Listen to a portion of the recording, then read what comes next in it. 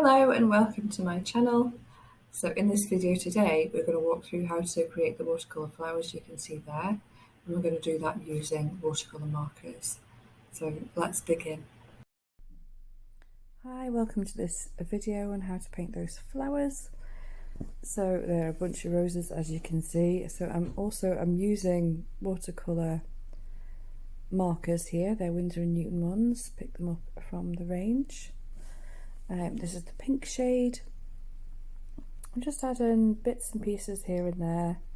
I have played around with these before I set about painting these this bunch of flowers, just to see how it moves, how to move the pigment around after you've drawn on the page with them.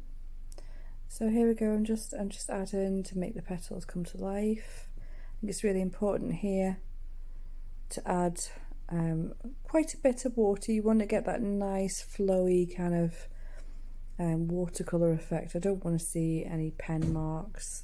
I want the water to do its magical thing.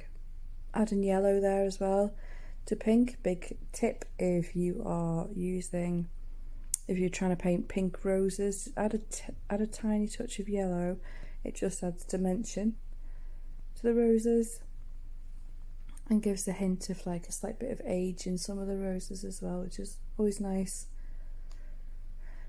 Okay, so the ones in the foreground and the middle, a bit more detail, kind of trying to grasp this concept of petals and light and shade, and where the darker parts are on the roses, where the lighter parts are.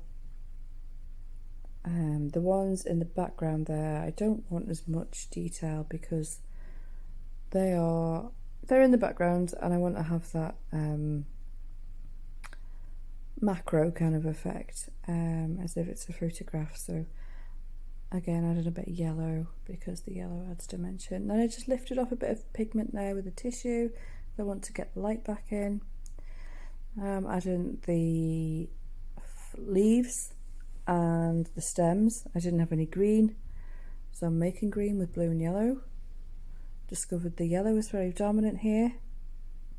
Trying to make some rough kind of leaf shapes, just picking out some green, just getting it here and there, adding blue and yellow as and when I see fit.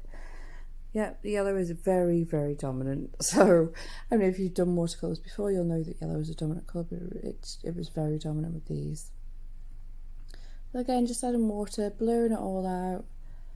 And now adding a bit of spatter, so a nice bit of pink. It just adds a bit of dimension and movement, and this concept of dimension. So this is black that I'm using here. Black's just to add, again, to bring in the shadows, bring in the dimension. I could have done with some more. I don't want to see any pen marks, so I will go over these with a little brush, blur them out a little bit. Now I've added some more blue because I can see how dominant that yellow is. And I'm also adding the vase. Blue is a great colour for glass.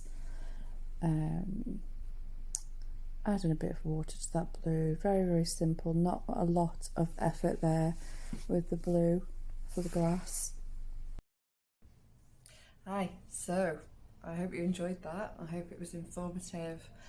All of the materials that I used will be in the description in the video.